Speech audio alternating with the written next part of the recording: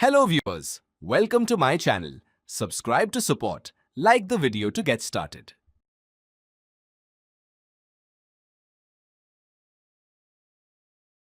Someone gave you 10 compliments this year. You cannot remember most of them. But you remember, word for word, the one insult a co-worker threw at you in a meeting 3 years ago. You know exactly where you were standing. You know exactly what they were wearing. You can still hear the tone in their voice. That is not a coincidence. Your brain did that on purpose. And the real reason is far stranger than you think. Your brain is not a diary. It does not record your life evenly, moment by moment, treating a joke and a threat the same way. It is a survival machine wearing a very convincing disguise. And survival machines do not care about your feelings. They care about your odds of staying alive. Think about what that meant for most of human history. For hundreds of thousands of years, your ancestors were not living in offices and apartments. They were living in small, exposed groups on open land, surrounded by predators, disease, and rival humans. Food was never guaranteed. Shelter was never guaranteed. The only real insurance policy your ancestors had was each other. In that world, a compliment could make your day a little better. But a threat, or a warning sign, could end your life entirely. So which one do you think your brain evolved to remember more sharply? This is called the negativity bias, and it shows up almost everywhere psychologists look. In 2001, researcher Roy Baumeister and his colleagues published a now famous review paper with a simple, blunt title, "Bad is Stronger Than Good." They pulled together decades of research across relationships, memory, decision-making, and emotion. And the pattern was almost embarrassingly consistent. Bad events, bad emotions, and bad feedback affect you more strongly and stick around longer than good ones of equal size.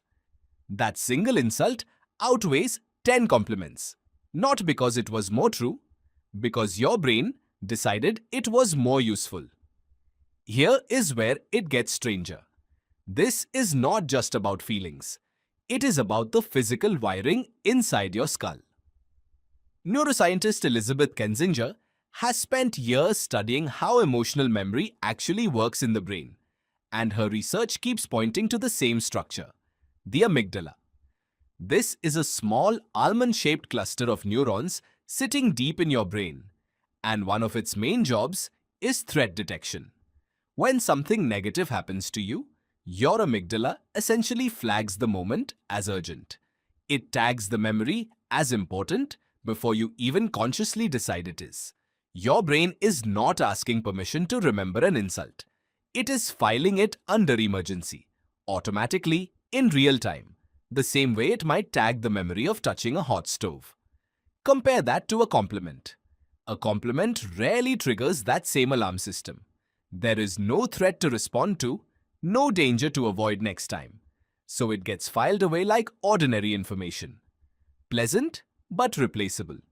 Easily overwritten by the next thing that happens to you that day. Why would evolution build a brain that is bad at holding on to nice things? Because nice things were rarely the difference between living and dying. A friendly smile from someone in your tribe was pleasant, but it was not urgent information. Missing the warning signs of a predator, or the subtle insult that meant you were about to be socially exiled from your group, could actually get you killed. In a small hunter-gatherer band, being cast out was not just embarrassing. It could mean losing access to food, protection, and the safety of numbers. Alone, on open land, a single human being was an easy meal for almost anything with claws. So your ancestors, who paid extremely close attention to social threats, criticism, and insults, were the ones who adjusted their behavior fast enough to stay inside the group. They noticed the shift in tone. They noticed the cold shoulder. They corrected course before the group turned against them completely. The ones who shrugged off insults and moved on carelessly were, statistically, more likely to be pushed out. And pushed out humans alone on the open plains, did not tend to pass on their genes. You are, quite literally, descended from the overthinkers. The ones who lay awake replaying a conversation, wondering if they had offended someone, were often the ones who survived long enough to have children. There is an economic version of this same bias, and it might be the clearest proof of all that this pattern runs deeper than social anxiety. In the 1970s, psychologist Daniel Kahneman and his research partner Amos Tversky discovered something that reshaped how scientists understand human decision-making. Working together, they found that losing a sum of money hurts you roughly twice as much, emotionally, as gaining that same amount of money feels good. They called it loss aversion, and it later became one of the founding ideas of an entire new field, behavioral economics. Kahneman would go on to win a Nobel Prize partly because of this discovery. Losing $20 feels worse than finding $20 feels good. An insult outweighs a compliment. A single criticism can undo an hour of praise. These are different situations in completely different areas of life. And yet, underneath all of them sits the exact same ancient rule. Your brain is not measuring good and bad on equal scales. It is running a permanent risk management system, and risk always outweighs reward. Now here is the twist that makes this even stranger. This bias was not a flaw. It was not your brain malfunctioning. For most of human history, this wiring worked exactly as intended. It kept your ancestors cautious, alert, and socially careful in an environment that could kill them for a single mistake. A brain that leaned slightly paranoid, slightly hyper-alert to criticism, was a brain that tended to survive. The problem is, the environment changed. Your brain did not. You are no longer living in small tribal bands where one insult could mean starvation or exile. You are living in a world of comment sections, group chats, performance reviews, and passing remarks from strangers who will forget saying them within the hour. But your amygdala does not know the difference. It still tags a harsh comment online with the same emergency label it would have used for a predator crouched in the grass, or a rival tribe eyeing your territory.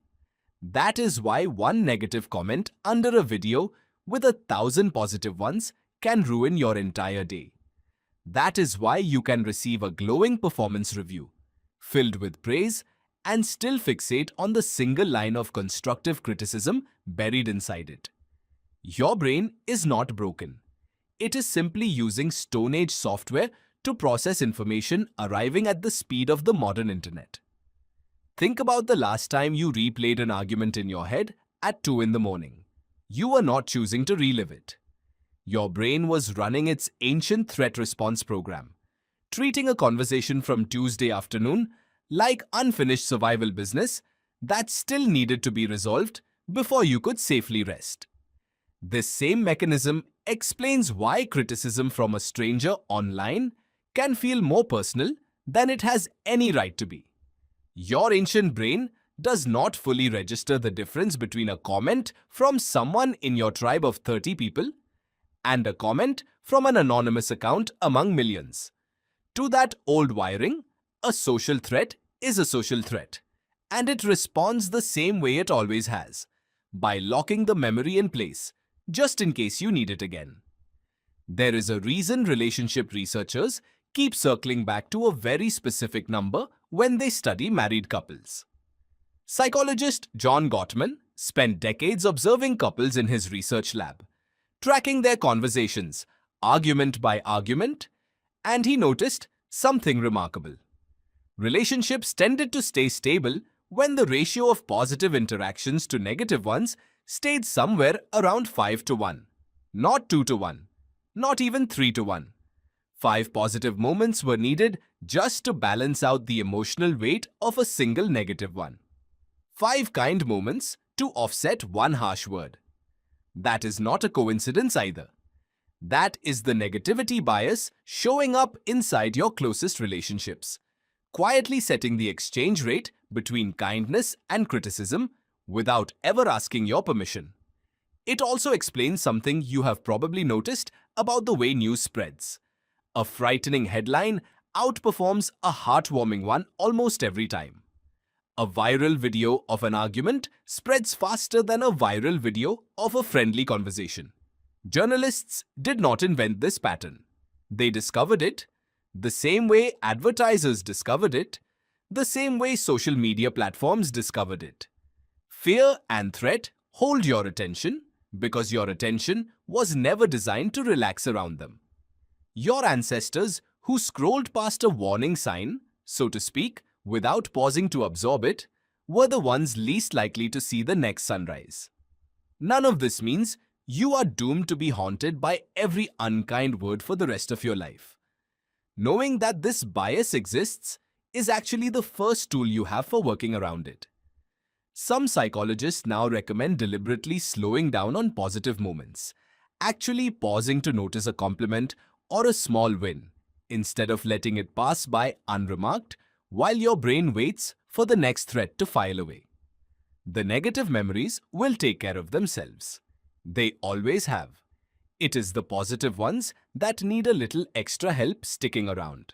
Understanding this does not make the sting disappear instantly, but it does something almost as useful.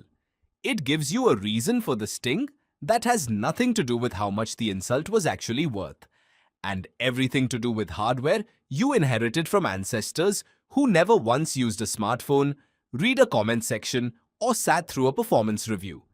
So the next time a single harsh comment outweighs a dozen kind ones in your memory, you are not being overly sensitive. You are not weak, and you are not overreacting. You are running the exact program that kept your ancestors alive long enough to have children, who had children, who eventually had you. The compliments were never the point. Survival was. And that is why, a year from now, you will still remember the one insult, word for word, long after every kind thing anyone ever told you has quietly faded away.